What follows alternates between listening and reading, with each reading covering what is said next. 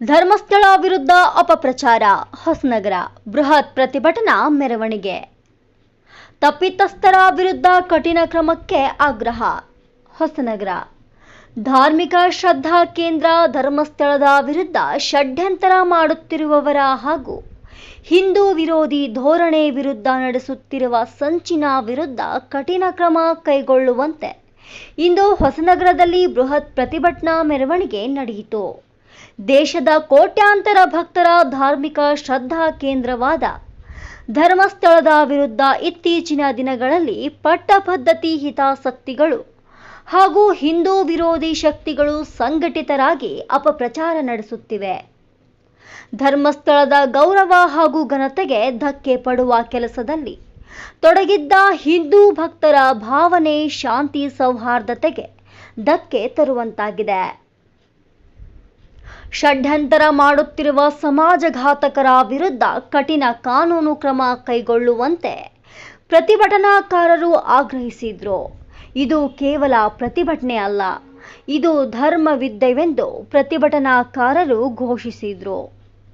ಪಟ್ಟಣದ ಮಾವಿನಕೊಪ್ಪ ಬಡಾವಣೆಯ ಶ್ರೀ ಗಂಗಾಧರೇಶ್ವರ ದೇವಸ್ಥಾನದಿಂದ ಹೊರಟ ಪ್ರತಿಭಟನಾಕಾರರು ನೆಹರು ರಸ್ತೆ, ಶಿವಪ್ಪ ನಾಯಕ ರಸ್ತೆ, ಮಿನಿ ವಿಧಾನಸೌಧ ಮುಂಭಾಗದ ರಸ್ತೆ ಮೂಲಕ ಬಸ್ ನಿಲ್ದಾಣದ ಆವರಣದಲ್ಲಿ ನಿರ್ಮಿಸಿದ ತೆರೆದ ವೇದಿಕೆಯಲ್ಲಿ ಜಿಲ್ಲಾ ಜನಜಾಗೃತಿ ವೇದಿಕೆಯ ಶ್ರೀ ಎನ್.ಆರ್. ದೇವಾನಂದ್ ಅಧ್ಯಕ್ಷತೆಯಲ್ಲಿ ನಡೆದ ಪ್ರತಿಭಟನಾ ಸಭೆಯಲ್ಲಿ ಮಾಜಿ ಶಾಸಕರಾದ ಹರತಾಳ ಹಾಲಪ್ಪ, ಮಾಜಿ ಜಿಲ್ಲಾ ಪಂಚಾಯತ್ ಅಧ್ಯಕ್ಷ ಕಲಗೋಡು ರತ್ನಾಕರ್, ಜಿಲ್ಲಾ ಕಾಂಗ್ರೆಸ್ ಸಮಿತಿಯ ಬಿ.ಆರ್. ಪ್ರಭಾಕರ್, ತಾಲೂಕ್ ಬಿಜೆಪಿ ಅಧ್ಯಕ್ಷ ಮತ್ತಿಮನೆ ಸುಬ್ರಹ್ಮಣ್ಯ, ಬ್ಲಾಕ್ ಕಾಂಗ್ರೆಸ್ ಅಧ್ಯಕ್ಷ ಬಿಜಿ ಚಂದ್ರಮೌಳಿ, ತಾಲೂಕು ಜೆಡಿಎಸ್ ಅಧ್ಯಕ್ಷ ವರ್ತೇಶ್, ಜಿಲ್ಲಾ ಪಂಚಾಯತ್ ಮಾಜಿ ಸದಸ್ಯ ಸುರೇಶ್ ಸ್ವಾಮಿರಾವ್, ಪಟ್ಟಣ ಪಂಚಾಯತ್ ಅಧ್ಯಕ್ಷ ನಾಗಪ್ಪ, ತಾಲೂಕ್ ಪಂಚಾಯತ್ ಮಾಜಿ ಅಧ್ಯಕ್ಷ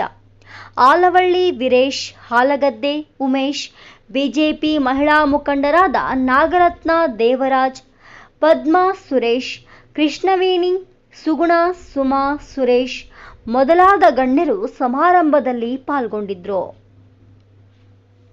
ಅಂಕಣಕಾರ ವಾಗ್ಮಿ ಆದರ್ಶ ಗೋಖಲೆ ಮುಖ್ಯ ಭಾಷಣಕಾರರಾಗಿ ಪಾಲ್ಗೊಂಡಿದ್ರು. ಮೋಹನ್ ಕುಮಾರ್ ಶೆಟ್ಟಿ ಸ್ವಾಗತಿಸಿದ್ರು. ಸುಧೀಂದ್ರ ಪಂಡಿತ್ ಕಾರ್ಯಕ್ರಮವನ್ನ ನಿರೂಪಿಸಿದ್ರು.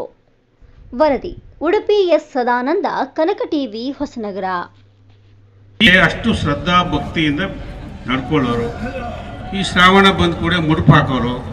ಮುಡುಪನ್ನು ಬಿದಿರಡ್ಡೆಯಲ್ಲಿ ಹಾಕಿ ಮನೆ ಕೋಳಿಗೆ ನೇತಾಕೊಂಡು ಅದಕ್ಕೆ ನಮಸ್ಕಾರ ಮಾಡೋರು. ಇದೆಲ್ಲ ನೋಡಿದ್ದೇವೆ, ನೋಡಿ ಬೆಳೆದವರು ನಾವು, ನೀವೆಲ್ಲರೂ. ನಾನು ಒಬ್ಬನೇ ಅಲ್ಲ, ಇದರಲ್ಲಿ ಎಲ್ಲ ನಿಮಗೂ ಗೊತ್ತಿದೆ. ಇದೆಲ್ಲ ಅಂಥ ಶ್ರದ್ಧಾ ಭಕ್ತಿಯ ಕೇಂದ್ರ. ಇದನ್ನು ಕುವೆಂಪು ಕೂಡ ಹೇಳಿದ್ದಾರೆ. ಅವರು ಅವ್ರ ಮನೆಯವ್ರು ಗಾಡಿ ಕಟ್ಕೊಂಡು ಹೋಗಿದ್ದಾನೆ, 2-3 ಗಾಡಿ ಕಟ್ಕೊಂಡು ಹೋಗಿದ್ದನ್ನು ಕೂಡ ಹೇಳಿದ್ದಾರೆ ಮತ್ತು ಕವಿತೆಯಲ್ಲಿ ಕೂಡ ಬರೆದಿದ್ದಾರೆ. ಹೀಗೆ ಆ ಲಾಗಾಯತ್ನಿಂದ ನಡ್ಕೊಂಡು ಬಂದಿದೆ. ಅದರ ಮೇಲೆ ಅಂಥ ಧರ್ಮಾಧಿಕಾರಿಗಳ ಮೇಲೆ ಎಲ್ಲೋ ಒಂದು ಕಡೆ ಕೆಟ್ಟ ಹೆಸರು ತರ್ತಕ್ಕಂಥ ಪ್ರಯತ್ನ ನಡೀತು. ಆದರೆ ಅದು ತಿಳಿ ಆಗ್ತಾ ಇದೆ. ಈಗಾಗಲೇ ಅರೆಸ್ಟ್ ಆಗಿದ್ದಾರೆ. ಇವತ್ತು ಈಗ ಕೋರ್ಟಿಗೆ ಕೂಡ ಪ್ರೊಡ್ಯೂಸ್ ಮಾಡಿದ್ದಾರೆ. ಈಗ ಲೇಟೆಸ್ಟ್ ನ್ಯೂಸ್ ಏನಂದರೆ ಅವ್ನು ಯಾರೋ ಮುಸ್ಕುದಾರಿ ಅಂತ ಇವರೇ ಹೆಸರು ಕೊಟ್ಟಿದ್ದು, ನಾವೇ ಮಾಧ್ಯಮದವರು. ಸುಡುಗಾಡಿ ಅಂತದ್ದು ಅವನ ಹೆಸರು, ಮತ್ತೇನು ಹೆಸರು ಚೇಂಜ್ ಆಗುತ್ತೋ ಗೊತ್ತಿಲ್ಲ. ಹೀಗೆ ನಡೀತಾ ಇದೆ. ಒಬ್ಬೊಬ್ಬರೇ ಅರೆಸ್ಟ್ ಆಗ್ತಾ ಇದ್ದಾರೆ. ಆಗಲಿ, ಶ್ರೀ ಕ್ಷೇತ್ರಕ್ಕೆ ತಗಲಿರ್ತಕ್ಕಂಥ ಏನೂ ಆಗಿಲ್ಲ, ಏನೇನೂ ಆಗಿಲ್ಲ. ನಮಗೆ ಆಗಿದೆ ಭಾವನೆಗಳು, ನಮ್ಮ ಭಾವನೆಗಳ ಮೇಲೆ ಪೆಟ್ಟಾಗಿದೆ. ಹಾಗಾಗಿ ಅವರು ನಮ್ಮ ಏನು ಮಾಡೋಕ್ಕಾಗಲ್ಲ. SCT ರಚನೆ ಆಯಿತು. ಆದಮೇಲೆ ಒಳ್ಳೆಯ ಅಧಿಕಾರಿಗಳೆಲ್ಲ ಒಳ್ಳೆಯವರು. ಅವರು ಅದ್ರಾಗೇನು 2 ಮಾತಿಲ್ಲ, ದಕ್ಷ ಅಧಿಕಾರಿಗಳೇ. ಆದರೆ ಏನು ಮಾಡೋದು ಅನಿವಾರ್ಯ ಆಗೋಯ್ತು. ಹೊಡೆದ್ರಲ್ಲ, JCB ಹೊಡೆದು ಆ JCB ಹೊಡೆದಿದ್ದು ಆ ಧರ್ಮಸ್ಥಳದ ಮಣ್ಣಿಗಷ್ಟೇ ಅಲ್ಲ, ಇಲ್ಲಿರುವ ನಿಮ್ಮೆಲ್ಲರ ಭಾವನೆಗಳ ಮೇಲೆ, ನಿಮ್ಮೆಲ್ಲರ ಎದೆ ಮೇಲೆ ಹೊಡೆದಿರೋದು. ನಿಮ್ಮ ನಂಬಿಕೆ ಮೇಲೆ JCB ಹೊಡೆದಿದ್ದಾರೆ. ಹೀಗೆ ನೋವಾಗಿದೆ. ಈ ನೋವು ಆದಾಗಲೆಲ್ಲ, ಧರ್ಮಕ್ಕೆ ತೊಂದರೆ ಆದಾಗಲೆಲ್ಲ, ಧರ್ಮಸ್ಥಳಕ್ಕೆ ತೊಂದರೆ ಆದಾಗಲೆಲ್ಲ, ಯಾವುದೇ ಪೂಜಾ ಸ್ಥಳಗಳಿಗೆ ತೊಂದರೆ ಆದಾಗಲೆಲ್ಲ ನಾವು ಧಿಕ್ಕಾರವನ್ನು ಕೂಗಬೇಕಾಗ್ತದೆ. ಸಂದರ್ಭ ಬಂದಾಗ ನಾವು ಬೆಂಬಲವಾಗಿ ಜೈಕಾರ ಕೂಗಬೇಕಾಗ್ತದೆ. ನಾವು ಜೈಕಾರ ಹಾಕೋದ್ರಿಂದ ಏನು ಆಗ್ಬಿಡುತ್ತೆ ಅಂತಲ್ಲ, ಆದರೆ ನಮ್ಮ ಭಾವನೆಗಳನ್ನು ವ್ಯಕ್ತಪಡಿಸಲಿಕ್ಕೆ ಅವೆರಡು ಮಾರ್ಗಗಳು. ಹಾಗಾಗಿ ಶ್ರೀ ಹೆಗ್ಡೆಯವರಿಗೆ ಜಯವಾಗಲಿ, ಧರ್ಮಸ್ಥಳಕ್ಕೆ ಜಯವಾಗಲಿ, ಧರ್ಮಸ್ಥಳ ಉಳಿಸಿ ಅಂತ ಜಯವಾಗಲಿ ಅಂದಿದ್ದೇವೆ. ಧಿಕ್ಕಾರ ಕೂಗೋಣ ಅಂತೇಳಿ ಹೇಳ್ತಾ, ಧರ್ಮಸ್ಥಳದಲ್ಲಿ ಒಂದು ವಿಶೇಷ ಏನಂದ್ರೆ ಯಾವುದೇ ಜಾತಿ ಮತ ನೋಡದೆ, ಬಡವರು ಬಲ್ಲಿದ್ರು ನೋಡದೆ ಎಲ್ಲರೂ ಸಾಲಿನಲ್ಲಿ ಹೋಗೋದಕ್ಕೆ ಅವಕಾಶ ಇರ್ತಕ್ಕಂಥ ಕೆಲವು ದೇವಸ್ಥಾನಗಳಲ್ಲಿ ಧರ್ಮಸ್ಥಳವು ಒಂದು. ನೀವೆಲ್ಲ ನೋಡಿದ್ದೇವೆ ಇದನ್ನು. ಯಾರು ಬಡವ ಶ್ರೀಮಂತ ಹರಿಜನ ಗಿರಿಜನ ಇನ್ಯಾರು ಉತ್ತಮ ವರ್ಗದಿಂದ ಬಂದವರು ಯಾವ ಭೇದ ಭಾವ ಇಲ್ಲದೆ ನಡೀತಕ್ಕಂಥ ದೇವಸ್ಥಾನ ಧರ್ಮಸ್ಥಳ. ಹೀಗೆ ಪೆಟ್ಟಾಗಿದೆ. ಅಷ್ಟೇ ಅಲ್ಲ, ಧರ್ಮಸ್ಥಳ ಇನ್ನೊಂದು ಇವೆಲ್ಲ ನಂಬಿಕೆಗಳ ಜೊತೆಗೆ ಈ ನಾಡಿನಲ್ಲಿ, ನಮ್ಮ ಮಲೆನಾಡಿನಲ್ಲಿ ಸ್ವಲ್ಪ ಬುದ್ಧಿವಂತರು ನಾವು ಇದ್ದೀವಿ ಸ್ವಲ್ಪ ಮಟ್ಟಿಗೆ, ಆದರೆ ಇಡೀ ನಾಡಿನಲ್ಲಿ ಹೆಣ್ಣು ಮಕ್ಕಳಿಗೆ ವ್ಯವಹಾರ ಜ್ಞಾನವನ್ನು ಕಲಿಸಿದ್ರು, ಹೋಗಿ ಬರೋದನ್ನು ಕಲಿಸಿದ್ರು. ಬಸ್ ಹತ್ತಿ ಹೋಗಿ ಬರಕ್ಕೆ ಮತ್ತೊಬ್ಬ ಜೊತೆ ಬೇಕಿತ್ತು. ಈಗ ಹೇಳೋರು ಯಾರು ಒಬ್ಬಳೇ ಹೆಂಗೆ ಹೋಗೋದ, ಗಂಡಸರು ಯಾರು ಬರ್ರ ಅಂತ ಹೇಳೋರು. ನಮ್ಮ ಕಡೆ ಆಸ್ಪತ್ರೆಗೆ ಹೋಗೋದಕ್ಕೂ ಕೂಡ, ಪೇಟೆಗೆ ಹೋಗೋದಕ್ಕೂ ಕೂಡ, ಸಂತಿಗೆ ಹೋಗೋದಂತೂ ಇರಲೇ ಇಲ್ಲ. ಇವೆಲ್ಲವನ್ನ ಶ್ರೀ ಕ್ಷೇತ್ರ ಧರ್ಮಸ್ಥಳ ಗ್ರಾಮೀಣ ಅಭಿವೃದ್ಧಿ ಯೋಜನೆ ಮೂಲಕ ನಮಗೆಲ್ಲ ತಿಳಿಸಿಕೊಟ್ಟಿದೆ. ನಮ್ಮ ತಾಯಂದಿರು ಇವತ್ತು ವ್ಯವಹಾರಸ್ಥರಾಗಿದ್ದಾರೆ, ಹೋಗಿ ಬರ್ತಾರೆ, ಸಂಸಾರವನ್ನು ತೂಗಿಸ್ತಾರೆ, ಶಾಲೆ ಕಾಲೇಜುಗಳಿಗೆ ಹೋಗಿ ಬರ್ತಾರೆ, ಮಕ್ಕಳನ್ನ ಸೇರಿಸಿ ಬರ್ತಾರೆ. ಅಷ್ಟೊಂದು ಮಾನಸಿಕ ಧೈರ್ಯವನ್ನು ತುಂಬಿದಂಥ ಸಂಸ್ಥೆ ಗ್ರಾಮೀಣ ಅಭಿವೃದ್ಧಿ ಸಂಸ್ಥೆ. ಅದರ ಜನಕರು ಶ್ರೀ ಹೆಗ್ಡೆಯವರು ಮತ್ತು ಅವರ ಶ್ರೀಮತಿಯವರು. ಹಾಗಾಗಿ ಅನೇಕ ಸೇವೆಗಳನ್ನ ಮಾಡಿದ್ದಾರೆ. ಅದರೆಲ್ಲ ವಿವರಗಳಿಗೆ ಹೋಗೋ ಅಗತ್ಯ ಇಲ್ಲ. ಹೆಚ್ಚಿನ ಮಾತುಗಳನ್ನು ಗೋಖಲೆ ಅವರಿಗೆ ಬಿಟ್ಕೊಡ್ತಾ, ಸಂದರ್ಭ ಬಂದಾಗಲೆಲ್ಲ ನಾವು ಎದ್ದು ನಿಲ್ಲೋಣ. ಹಿಂದೂ ಧರ್ಮದ ಮೇಲೆ 5,000 ವರ್ಷದಿಂದ ಇದೆ ಅಂತ ನಾವು ಹೇಳ್ತೇವೆ. ಆ ಕಾಲದಿಂದನೂ ದಾಳಿಗಳು ನಡೀತಾ ಬಂದಿದೆ. ಅವೆಲ್ಲವನ್ನೇ ಮೆಟ್ಟಿ ನಿಂತಿದೆ ಹಿಂದೂ ಧರ್ಮ. ಆದರೆ ಈಗ ಏನಾಗಿದೆ ಅಂದರೆ, ನಮ್ಮವರೇ ಅದ್ರ ಹಿಂದಿದ್ದಾಗ ತಾಪತ್ರ ಆಗ್ತದೆ. ನಾವೆಲ್ಲರೂ ಪಕ್ಷ ಪಾರ್ಟಿ ಮೀರಿ, ಬಡತನ ಸಿರಿತನ ಜಾತಿ ಮೀರಿ ಹಿಂದೂ ಧರ್ಮದ ರಕ್ಷಣೆಗೆ ನಿಲ್ಲಬೇಕು. ಈಗ ಹೆಗ್ಡೆಯವರ ಧರ್ಮಸ್ಥಳದ ಮೂಲಕ ಧರ್ಮ ರಕ್ಷಣೆಗೆ ನಾವೆಲ್ಲ ನಿಲ್ಲೋಣ ಅಂತೇಳಿ ಹೇಳಿ,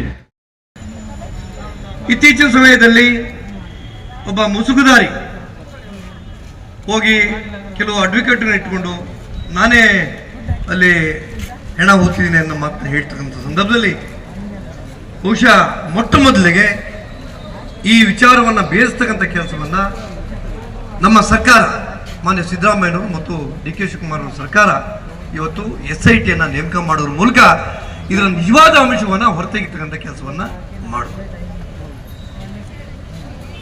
ಬಹುಶಃ ಈಗಾಗಲೇ ಹೇಳಿದ್ರು ನಮ್ಮ ಪಂಡಿತರವರು, ನಮ್ಮ ಶಾಸಕರಾಗಿರ್ತಕ್ಕಂಥ ಗೋಪಾಲಕೃಷ್ಣ ಅವರು ಮೊಟ್ಟ ಮೊದಲಿಗೆ ಈ ವಿಚಾರವನ್ನು ವಿಧಾನಸಭೆಯಲ್ಲಿ ಧ್ವನಿ ಎತ್ತುವುದ್ರ ಮೂಲಕ ಇದಕ್ಕೆ ಒಂದು ಶಕ್ತಿ ಕೊಡ್ತಕ್ಕಂಥ ಕೆಲಸವನ್ನು ಗೋಪಾಲಕೃಷ್ಣ ಅವರು ಮಾಡಿದ್ದಾರೆ. ಆ ನಂತರದಲ್ಲಿ ಆಗಿರ್ತಕ್ಕಂಥ ಬೆಳವಣಿಗೆ ಬಹುಶಃ ನಮ್ಮ ರಾಜ್ಯದ ಎಲ್ರಿಗೂ ವಿಷಯ ಗೊತ್ತಾಗಿದೆ. ಇದರಲ್ಲಿ ಎಷ್ಟು ಸತ್ಯ ಎಷ್ಟು ಸುಳ್ಳು ಅನ್ನೋದು ಈಗಾಗಲೇ ಜನರಿಗೆ ಗೊತ್ತಾಗಿದೆ. ಬಹುಶಃ ಪರಮೇಶ್ವರ್ ಅವರು SIT ರಚನೆ ಮಾಡದೇ ಇದ್ರೆ ಇದರ ಸತ್ಯ ಹೊರಗೆ ಬರ್ತಿರ್ಲಿಲ್ಲ. ಆ ಸತ್ಯವನ್ನ ಹೊರಗೆ ತರ್ತಕ್ಕಂಥ ಕೆಲಸವನ್ನ ಇವತ್ತು ನಮ್ಮ ಸರ್ಕಾರ ಮಾಡೋದಕ್ಕಾಗಿ ನಾವು ಇಷ್ಟು ಜನ ಇಲ್ಲಿ ಸೇರ್ತಕ್ಕಂಥ ಅವಕಾಶ ಆಗಿದೆ. ಇಲ್ಲ ಅಂದ್ರೆ ಸೇರ್ಲಿಕ್ಕೆ ಅವಕಾಶ ಆಗಿಲ್ಲ. ಸಂಸ್ಥೆಗಳು ಇವತ್ತು ಉಳಿಲೇಬೇಕಾಗ್ತದೆ. ಆ ನಿಟ್ಟಿನಲ್ಲಿ ಇವತ್ತು ಇಡೀ ಹೊಸನಗರದ ಜನ, ನಮ್ಮೆಲ್ಲ ನಮ್ಮ ರಾಜಕಾರಣಿಗಳಿರ್ಬೋದು, ನಮ್ಮ ಎಲ್ಲ ಸಮಸ್ತ ಜನರು ಇವತ್ತು ಮೆರವಣಿಗೆ ಮೂಲಕ ಬಂದು ಈ ಒಂದು ಕಾರ್ಯಕ್ರಮದಲ್ಲಿ ಭಾಗಿಯಾಗಿದ್ದೇವೆ. ನಮ್ಮ ಶಾಸಕರು ನಿನ್ನೆ ನಮ್ಮ ಎಲ್ಲರಿಗೂ ಮುಖಂಡರಿಗೆ ಫೋನ್ ಮಾಡಿದ್ರು, ನಾನು ಬೇರೆ ಬೇರೆ ಕಡೆ ಇದ್ದೀನಿ, ಸಾಧ್ಯವಾದ್ರೂ ಬಂದು ಭಾಗಿಯಾಗ್ತಾನೆ, ನನಗೆ ತಾವೆಲ್ಲರೂ ಈ ಕಾರ್ಯಕ್ರಮದಲ್ಲಿ ಭಾಗಿಯಾಗಬೇಕನ್ನ ಗೋಪಾಲಕೃಷ್ಣ ಅವರು ನಮ್ಮೆಲ್ಲರಿಗೂ ನಿನ್ನೆನೆ ಫೋನ್ ಮಾಡಿ ಹೇಳ್ತಾರೆ. ಈಗಾಗಲೇ ಸುಮಾರು 12 ವರ್ಷಗಳಿಂದ ನಡೀತಾ ಇದೆ ದೌರ್ಜನ್ಯ. 12 ವರ್ಷಗಳಿಂದ ಸಹಿಸಿ ಈಗ ನಮಗೆ SIT ಅಂತ ಒಂದು ಭೂತವನ್ನ ಬಿಟ್ಟು ನಮ್ಮನ್ನು ಪರೀಕ್ಷೆಯನ್ನು ಒಳಪಡಿಸಿದ್ರು. ನೀವು ನೋಡಿದ್ರಿ, ಹೆಗಡೆಯವರ ಮೇಲೆ ದೌರ್ಜನ್ಯವನ್ನು ಮಾಡೋದು, ಹೆಗಡೆ ಕುಟುಂಬದವರ ಮೇಲೆ ದೌರ್ಜನ್ಯವನ್ನು ಮಾಡೋದು ನೋಡಿದ್ವಿ. ಧರ್ಮಸ್ಥಳದವ್ರ ಮೇಲೆ, ಅಣ್ಣಪ್ಪನವ್ರ ಮೇಲೆ ಮಾಡೋದು ನೋಡಿದ್ವಿ. ಸುಮಾರು ಒಬ್ಬ ಮಾಸ್ಕ್ ದಾರಿ ಬಂದ, ಅವನು ಅಲ್ಲಿ ಹೋಗ್ತಿದ್ದೀನಿ ಇಲ್ಲಿ ಹೋಗ್ತಿದ್ದೀನಿ ಅಂತೇಳಿ ಸುಮಾರು 17 ಹೊಂಡಗಳನ್ನು ತೋಡ್ದ. ನಮಗೆ ಅನಿಸ್ತಾ ಇತ್ತು, ಟಿವಿಯಲ್ಲಿ ನೋಡಿದಾಗ ಒಂದ್ಸಲ ಅವನ್ ತೆಗೆದ ಆ ಹೊಂಡದಲ್ಲಿ ಹುಗಿಬಾರ್ದಿತ್ತ ಅಂತ ಅನಿಸ್ತಿತ್ತು. ಆದ್ರೂ ಸಹಿಸ್ಕೊಂಡ್ವಿ. ಯಾಕೆ ಬಂಧುಗಳ ಗೊತ್ತಾ, ನಮ್ಮ ಮೇಲಿರೋ ಕಳಕವನ್ನು ಮೊದಲು ತೊಳ್ಕೋಬೇಕು ನಾವು. ಆ ನಂತರ ಈ ಮಟ್ಟಣ್ಣ, ಈ ತಿಮ್ರೋಡಿ, ಇಂಥ ಸಮೀರನ್ನ ಆ ಹೊಂಡದಲ್ಲಿ ಹುಗಿಯುವಂತ ದಿನಗಳ ಬಾಳೆ ದೂರ ಇಲ್ಲ. ಅದನ್ನ ಮಾಡ್ತೀವಿ, ಮಾಡಿದ್ರೆ ಸುಮ್ಮನೆ ಕೂರೋದಿಲ್ಲ. ಹಿಂದೂ ಬಾಂಧವರ ಮೇಲೆ ಯಾವಾಗ ಅನ್ಯಾಯಗಳಾಗಿದ್ದಾವೆ ಅವಾಗೆಲ್ಲ ನಾವು ತಿರುಗಿ ಬಿದ್ದಿದ್ದೀವಿ. ಅವಾಗೆಲ್ಲ ತಿರುಗಿ ಬಿದ್ದಿದ್ದೀವಿ. ಸುಮ್ಮನೆ ಕೂರುವುದಿಲ್ಲ. ಸರ್ಕಾರ ಅದಕ್ಕೆ ಕಡಿವಾಣ ಹಾಕಬೇಕು. SIT ಅನ್ನು ಸ್ವಾಗತಿಸ್ತೇವೆ. ಆದ್ರೆ SIT ಅನ್ನು ಮಾಡಿದ್ದು ಮಾತ್ರ ಯಾವ ಸಂದರ್ಭ ಅಂತ ನೋಡ್ಕೊಂಡ್ರ, ಯಾವನ ಒಬ್ಬ ಬುರುಡೆಯನ್ನು ಹಿಡ್ಕೊಂಡ್ ಬಂದ, ಅವನ ಯಾವ ಬುರುಡೆ ಎಲ್ಲಿಂದ ತಂದೆ ಅಂತ ನೀವೇನಾದ್ರು ಅವ್ನು ನಾವು ಇನ್ಕ್ವೈರಿ ಮಾಡಿದ್ರ, ಅವ ಯಾರು ಅಂತ ಏನಾದ್ರು ಇನ್ಕ್ವೈರಿ ಮಾಡಿದ್ರ? ಈ ಸಮೀರು ಅನೇಕ ವಿಡಿಯೋಗಳನ್ನು ಬಿಡ್ತಾ ಇದ್ದಾನೆ, ಅದ್ರ ಬಗ್ಗೆ ನೀವೇನಾದ್ರು ಇನ್ಕ್ವೈರಿ ಮಾಡಿದ್ರ? ಇಲ್ಲ. ನಿಮ್ಗೆ ಇನ್ಕ್ವೈರಿ ಯಾವ್ದಕ್ಕೆ ಬೇಕಾಗಿತ್ತು? ನಮ್ಮ ಧರ್ಮಸ್ಥಳಗಳನ್ನು ಬೇಕಾಗಿತ್ತು. ಧರ್ಮಸ್ಥಳದ ಮೇಲೆ ಇನ್ಕ್ವೈರಿಯನ್ನು ನಿಲ್ಲಿಸುವ ಕಾಲ ಈಗ ತನ್ನಿಂತಾಗಿ ಬಂದ್ಬಿಟ್ರೆ ನೀವು ನಿಲ್ಲಿಸ್ಲಿಲ್ಲ. ಆದ್ರೆ ಜನಗಳು ನಾವು ನಿಲ್ಲಿಸ್ತೀವಿ.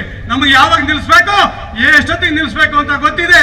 ನಾವು ಇಷ್ಟೇ ಅಲ್ಲ, ಇನ್ನು ಅನೇಕ ಸಾವಿರ ಸಂಖ್ಯೆಯಲ್ಲಿ ಬಂದು ನಿಮ್ಮ ಷಡ್ಯಂತ್ರವನ್ನ ನಿಲ್ಲಿಸ್ತೇವೆ.